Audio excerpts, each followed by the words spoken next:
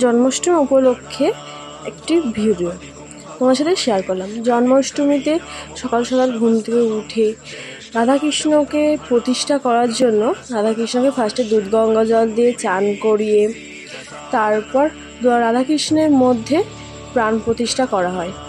এটা অনেকের নিয়মই আছে, নিয়মের মধ্যেই পড়ে। তাই ঠিক তেমনভাবেই ফার্স্টে রাধাকৃষ্ণকে দুধ গঙ্গা জল দিয়ে চান করানো হলো। তারপর কি ওই রাধাকৃষ্ণের জন্য অনেক সকাল সকাল ঘুম থেকে উঠে ফুল তোলা, তারপর ফল জোগাড় করা, ক্ষীর তালপুরি করা, তারপর নারকেল নাড়ু, খিচুড়ি, দধিকর্মা করা, অনেক কিছু। আর দিদি আবার গঙ্গা জল দিয়ে রাধাকৃষ্ণকে চান করালো।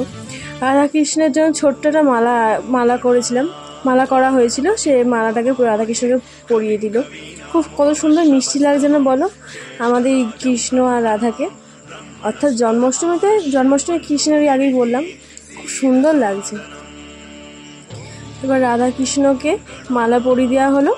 রাধাকৃষ্ণকে মালা পরিয়ে দেওয়ার পর আর আমাদের এই যে ধুনুচির ধোঁয়াটা কত সুন্দর উঠছে না, খুব সুন্দর, আমার খুব ভালো লাগে গন্ধটা, স্মেলটা এত সুন্দর লাগে। এই ভিডিওটা ক্রেডিট করেছে আমার জিজু, দারুণ ভিডিও ক্রেডিট করেছেন। তো এই ধূপ মোমবাতি, এটা কি সুন্দর একটা ভিডিও ক্রেডিট করেছে, এটাও হচ্ছে আমার জিজুই করেছে, দারুণ একটা হয়েছে। এই যে আমার গোপাল সোনা আর আমার রাধাকৃষ্ণকে নিয়ে সব কিছু পুরোটা। এই যে আমার গোপাল সোনার শুভ জন্মাষ্টমী। আমি শাঁখ বাজাচ্ছিলাম, সব কিছু ফটোশ্যুট করেছে জিজু। তারপর ঠাকুরকে প্রণাম করছিলাম, সব কিছু স্টাইল মেরে সব কিছু ফটো তুলেছে ক্যামেরাম্যান আমার জিজু। তারপর অনেক বছর পর আমি গীতা পড়লাম, খুব সুন্দর একটা মুহূর্ত কাটলো কালকে আমার দিনটা।